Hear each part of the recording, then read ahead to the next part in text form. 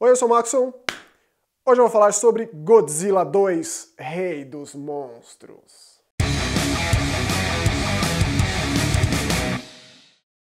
Acho que é importante começar esse vídeo dizendo que eu não sou fã do Godzilla de 2014, e por mais que eu antecipasse esse filme novo, eu percebo cada vez mais que esse Monsterverse que tem sido criado de uns anos pra cá não é pra mim. Eu não sou o público desses filmes, tanto o Ilha da Caveira quanto esse Rei dos Monstros agora. Por outro lado, eu sou bastante entusiasta de Godzilla. O Godzilla, eu cresci assistindo esses filmes desde molequinho. Inclusive eu tinha até um bonequinho do Rodan quando eu era moleque. Na verdade não era do Rodan, mas era um pterodátilo que eu falava que era, etc. E o Godzilla de 54, ele é um marco histórico do cinema. Ele é um drama extremamente pesado, carregado e extremamente emotivo de um país se reconstruindo e que é destruído de novo e tem que recomeçar do zero. E o Godzilla, ele é essa analogia que todo mundo sabe, todo mundo diz com relação aos ataques nucleares, as bombas nucleares, as bombas de hidrogênio. Esse Godzilla destruidor de cidades, que simplesmente surge, destrói e volta para o mar, não é o Godzilla criado, concebido nesse novo universo. Isso aí já ficou claro. Então, a decepção que eu tive com o filme de 2014 não cabia agora, porque já foi construído isso lá, o Godzilla como um mantenedor da paz, um protetor, mantenedor da paz no planeta. É um monstro gigante que aparece para confrontar outros monstros gigantes que querem destruir o planeta. Então esse é o propósito dele, o filme de 2014 vende bem essa ideia, no caso contra aqueles Mutos, que são monstros extremamente pouco inspirados, o que também foi ofensivo para todo o panteão de bestas, de criaturas, de monstros gigantes que a Toho fez nessas décadas, nesses 65 anos de Godzilla, e colocar um monstrinho Muto lá que é tipo um Cloverfield genérico foi bastante ofensivo. E mais ainda o fato da gente não ver as brigas, os embates, os confrontos das criaturas gigantes. É uma parte ínfima daquele filme e é uma parte ínfima desse filme também. O que é mais perigoso ainda, porque esse filme se vende em cima da ideia de vários titãs, como eles chamam, né? Chamam os kaijus, são os titãs, esses monstros adormecidos gigantescos que surgem nessa 2019, 5 anos depois do Godzilla de 2014, por algum motivo. Na real, a gente vai, muito do filme desenvolve o porquê deles estarem despertando, porque, de novo, esses filmes hollywoodianos, eles têm uma necessidade de se focarem nas intervenções militares, no que os militares estão fazendo, no que os soldados estão fazendo, estão executando, nos cientistas, o que eles estão pensando. Então, é muito tempo dispensado nisso, em soldado correndo, em soldado executando, e, tipo, é muito tempo nisso. Os filmes originais, a obra original, seja em qual fase for, porque são várias eras dos filmes do Godzilla, tem muito tempo dispensado em briga das criaturas. Logo no segundo filme já tem o Anguirus, que é o primeiro confronto, o primeiro kaiju que o Godzilla confronta. Daikaiju, né, que são os monstros maiores ainda, são as criaturas dos tokusatsu muito grandes. E aí já dá o tom. O primeiro filme ele é bem sério, daí passa a ser uma coisa mais aventuresca, né? E depois outros filmes retomam isso. A Mothra volta um pouco disso, né? Quando tem a Mothra versus Godzilla. E já tem muitas ideias dos versos, né? Godzilla versus Gigan, Godzilla versus King Ghidorah, e é isso versus Destoroyah. Tem muitos monstros e muitos versos. E também tem as histórias próprias de cada monstro. Tem os filmes do Rodan. A Mothra, se não me engano, são 4 filmes para contar a história dela. Tem o Rebirth of Mothra e tal, que é um dos monstros mais queridos, mais populares. E esses filmes se baseavam muito na popularidade de suas criaturas para desenvolver novos filmes, né? Mas de forma nenhuma ele é ofensivo a ponto de ser associado ao filme da TriStar lá de 98, que não é um filme... É um filme divertido, porém não é um filme do Godzilla. Aquela criatura lá é um tiranossauro gigantesco, anabolizado, mas não é um Godzilla. Tipo, então tem sempre essas questões. Então, o que acontece nesse filme? 5 anos depois, o Godzilla está adormecido, a gente acompanha os dramas da família Russell. Aí no meio dessa família tem a Vera Farmiga e tem a Eleven do Stranger Things também. Um dos filhos, o filho menor, foi morto quando Godzilla destruiu a cidade em 2014. E isso meio que gerou uma ânsia da cientista em criar uma máquina para tentar entender essas criaturas e rolar esse lance de coexistência. Os personagens que voltam no filme anterior é o Dr. Serizawa, que é uma homenagem clássica ao filme de 54, interpretado por Ken Watanabe, né? Que ele tem uma importância maior, ele não é só aquele cara que fica boquiaberto com tudo, como é no filme original, ele tem uma maior importância. E sua assistente, que é uma atriz que eu gosto bastante, aquela do Forma da Água e tal. E aí eles estão atrás dessa máquina, de fazer funcionar uma máquina chamada Orca, que é a criação dessa Monarch, que é a empresa que estuda e tenta entender e coexistir e, na verdade, não ir de confronto a essas criaturas, ao Godzilla, Godira no caso, mas tentar entendê-las, estudá-las e gerar uma coexistência aí. Essa Orca, ela é capaz de gerar ondas que se comunicam com os titãs.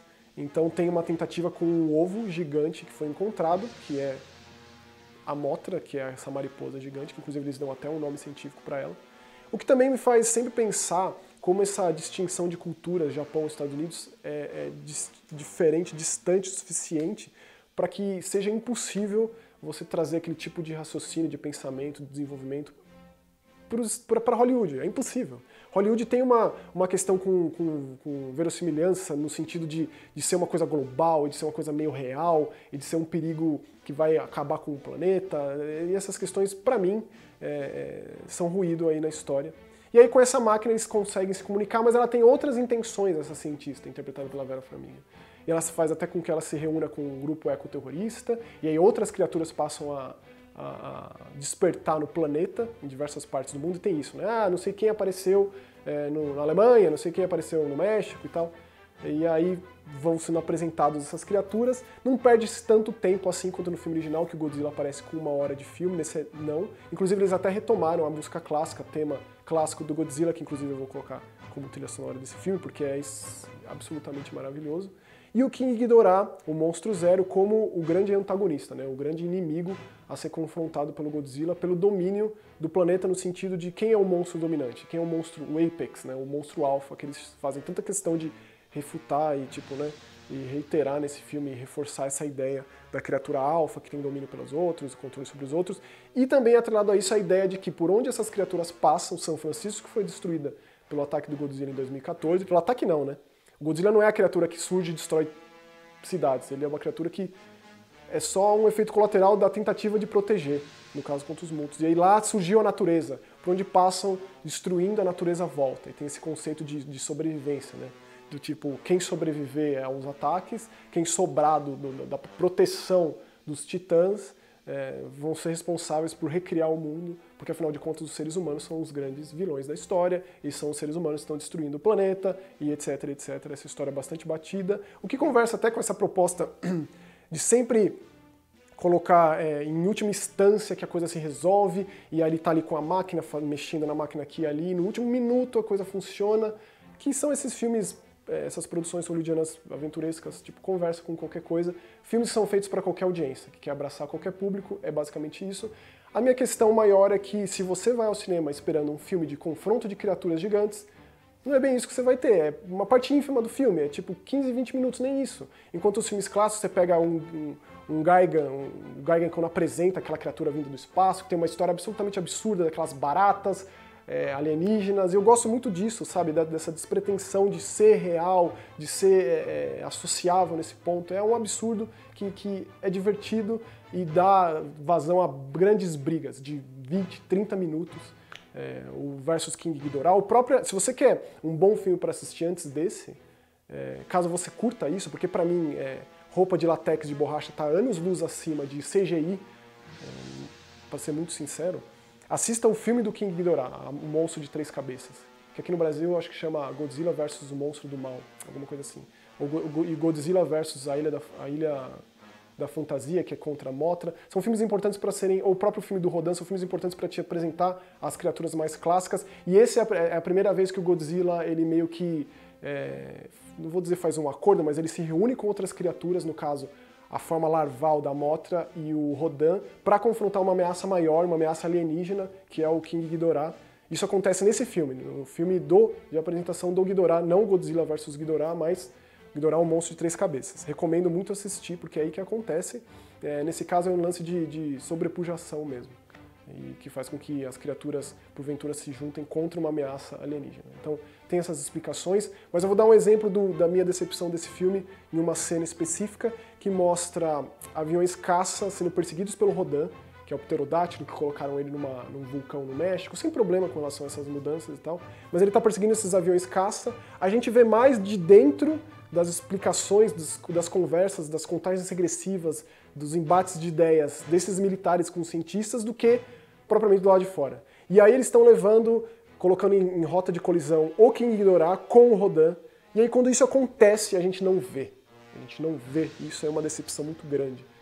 Não é um problema tão grande quanto foi o Godzilla de 2014, que tipo, era inadmissível você ver o Godzilla indo de confronto de frente ao Muto, corta a cena.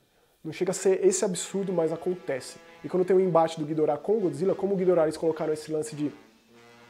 Ele traz a tempestade, é sempre escuro, é sempre frenético, super cheio de cortes, e muitas vezes não dá pra entender muito o que tá acontecendo. E eles criaram essas criaturas tão maravilhosas no CGI e não souberam usar elas nesses confrontos, que é o que eu esperava. Não é uma decepção completa, porque eu já vinha preparado do outro, tem lá seus momentos, mas eu acho que, tipo, pra você que é fã de Godzilla há 60 anos, se você é fã da franquia como um todo, tipo, assistiu os filmes clássicos, curte esses confrontos dos monstros com roupa de borrachona, mesmo que não tem medo de mostrar aquilo, e aí mostra jogando pedra, dando soco, e aí vem o Gigan, que é um dos meus favoritos, e corta o pescoço do Godzilla e sai sangue, e aí tem aquele monte de maquete. Se você curte isso, eu não imagino que esses filmes vão te agradar muito, não. Se agradam, então eu gostaria de saber o porquê exatamente, porque pra mim foi uma grande decepção nesse sentido, então já dá pra dizer que Godzilla 2 é a minha decepção do ano, minha maior decepção do ano, sem dúvida. Valeu.